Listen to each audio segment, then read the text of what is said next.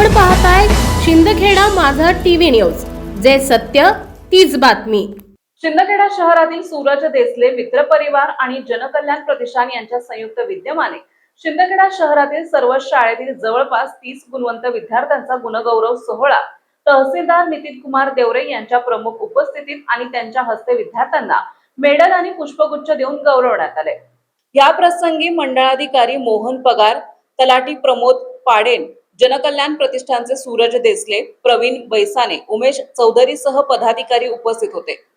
प्रास्ताविकातून युवा सामाजिक नेते सूरज देसले यांनी सांगितले की आमच्या सूरज देसले मित्र परिवार आणि जनकल्याण प्रतिष्ठानच्या वतीने दरवर्षी गुणवंत विद्यार्थ्यांचा गुणगौरव सह शालेय मार्गदर्शन शिबिर, आरोग्य शिबिर, सर्वसामान्य आणि गरजूंना किट वाटप, आरोग्य कर्मचारी यांना आरोग्य संरक्षण किट, कोरोना काळात वाटप केले यांसह विविध उपक्रम राबवण्यात येत असतात। तसेच तहसीलदार नितीन कुमार देवरे यांनी मनोगतातून विद्यार्थ्यांनी आपली जिद्द, चिकाटी, मेहनतीने भविष्यात यशाचे शिखर गाठू शकतो, खूप अभ्यासाने आपण आपल्या आई वडिलांचे स्वप्न पूर्ण करू शकतो। यूपीएससी, एमपीएससी परीक्षेची चांगली तयारी केल्यास ग्रामीण भागातील विद्यार्थी देखील अधिकारी होऊ शकेल। लवकरच सूरज देसले मित्र परिवाराच्या सहकार्याने स्पर्धा परीक्षेच्या तयारीसाठी शहरासह ग्रामीण भागातील विद्यार्थ्यांची मार्गदर्शन कार्यशाळा घेणार असल्याचं तहसीलदार श्री देवरे यांनी आश्वासन दिले। कार्यक्रम यशस्वी करण्यासाठी सूरज देसले मित्र परिवार आणि जनकल्याण प्रतिष्ठानचे सर्व पदाधिकारी परिश्रम घेतले। सूत्रसंचालन अशोक चौधरी यांनी केले। की साहेब, आपला असा विद्यार्थ्यांचा कार्यक्रम आहे, तर तुम्हाला आवर्जून यावं लागेल। आणि मित्रांनो, मला देखील अशा कार्यक्रमांना उपस्थित राहण्याला मला देखील आवडतं, त्यामुळे मी आवर्जून या ठिकाणी हजर झालो। कारण म्हणजे आता जसं 10वी 12वीच्या विद्यार्थ्यांचा, काही मिलिटरीमध्ये सिलेक्ट झालेल्या विद्यार्थ्यांचा सत्कार केला, त्याच पद्धतीने आपल्या ग्रामीण भागातील जास्तीत जास्त विद्यार्थ्यांचं सिलेक्शन भविष्यामध्ये एमपीएससी, यूपीएससी या परीक्षांमध्ये सुद्धा व्हावं, यासाठी सुद्धा मी प्रयत्न करत असतो। त्यासाठी माझं स्वतःचं एक यूट्यूब चॅनल आहे, नितीन कुमार देवरे नावाचं। तर त्यामध्ये जर तुम्ही यूट्यूबला सर्च केलं तर निश्चितपणे तुम्हाला त्या ठिकाणी एमपीएससी, यूपीएससी परीक्षा कशा पद्धतीने पास कराव्या, अभ्यास कशा पद्धतीने करावा, किंवा आता जे काही तलाठी पद भरती होते, ग्रामसेवक पद भरती होते, जिल्हा परिषदेची पद भरती होते, तर त्यासाठी अभ्यास कसा करावा याबाबत मार्गदर्शन मी त्या यूट्यूब चॅनलला करत असतो। जवळपास महाराष्ट्रभरातून 1,33,000 सबस्क्रायबरने त्या ठिकाणी मला सपोर्ट केलेला आहे। 133K एवढे सबस्क्रायबर्स त्या यूट्यूब चॅनलला माझ्या आहेत। त्यामुळे सर्व विद्यार्थी बंधू भगिनींना माझी विनंती असेल की ते तुम्ही आवर्जून बघा, जेणेकरून आपल्याला अभ्यास कसा करावा, त्यानंतर यूपीएससी, एमपीएससी स्पर्धा परीक्षामध्ये तहसीलदार असेल, उपजिल्हाधिकारी असेल, पोलीस उपअधीक्षक असेल, ते कशा पद्धतीने आपण बनता येईल याबाबतचं मार्गदर्शन आहे, ते निश्चितपणे सर्वांनी सुद्धा करायचं आहे।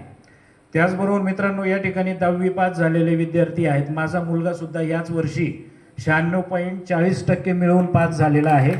तो धुळ्याला पोद्दार इंटरनॅशनल स्कूलला होता, CBSE पॅटर्नला, तर तो सुद्धा आता 11वीला आता ॲडमिशन घेऊन पुढे त्याचं आता पाऊल टाकणं सुरू आहे।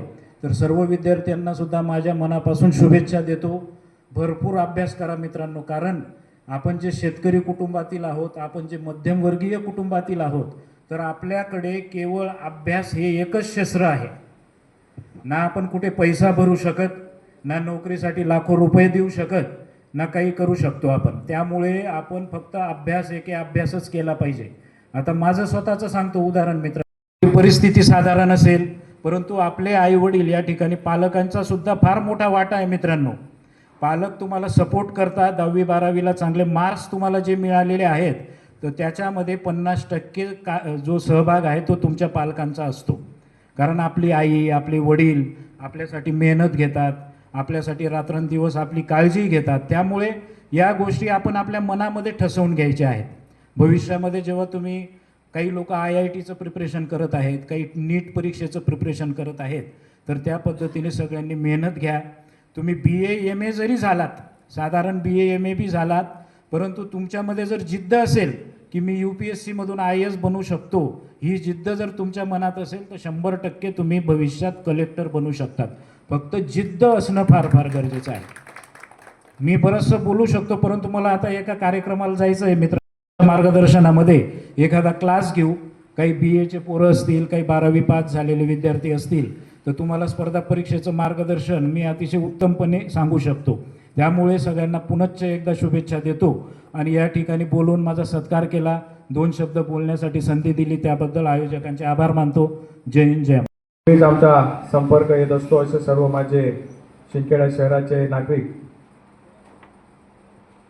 खरं तर दरवर्षी सालाबादाप्रमाणे आम्ही विद्यार्थ्यांचं कौतुक या शहरामध्ये झालं पाहिजे, विद्यार्थ्यांना त्यांच्या कलागुणांना वाव मिळाला पाहिजे या उद्देशानं सूरज देसले परिवार, मित्र परिवार आमच्या वतीने आणि आमच्या जनकल्याण प्रतिष्ठान शिंदखेडा शहर यांच्या वतीने एक छोटेखानी हा कार्यक्रम आज आयोजित केलेला आहे. या कार्यक्रमाला आपल्या सर्वांचं मनपूर्वक मी या ठिकाणी स्वागत करतो. खरं तर अनेक वर्षानुवर्ष या कार्यक्रमाची परंपरा आहे आणि शिंदखेडा शहरामध्ये ज्या काही नामात सर्व शाळा आहेत साहेब, त्या शाळांमधनं आम्ही त्यांच्या मुख्याध्यापकांकडनं गुणवंत विद्यार्थ्यांच्या याद्या या ठिकाणी मागवलेल्या होत्या आणि त्यांनी आम्हाला त्या सुपूर्द केल्या आणि त्या पद्धतीने गुणवंत विद्यार्थी आम्ही या ठिकाणी निवडलेले आहेत. आणि प्रत्येक शिंदखेडा शहरामध्ये सामाजिक काम प्रत्येक क्षेत्रामध्ये आमच्या या ठिकाणी चालत असतं.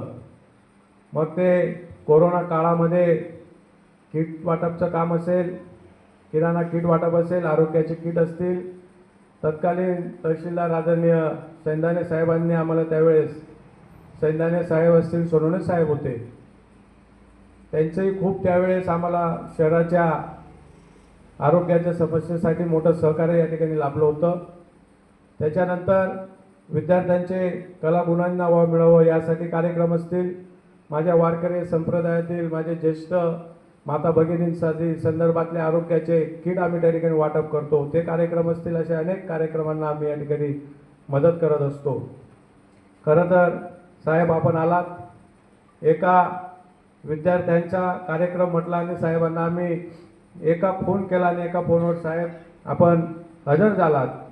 खरं तर एवढे मोठे अधिकारी एका फोनवर या निमंत्रणाला मान देतात आणि होकार देतात, हे अत्यंत दुर्मिळ या ठिकाणी आहे आणि खरं तर आपण साहेबांसाठी या ठिकाणी टाळ्या वाजवून. शिंदखेडा न्यूज साठी मुख्य संपादक यादवराव सावंत.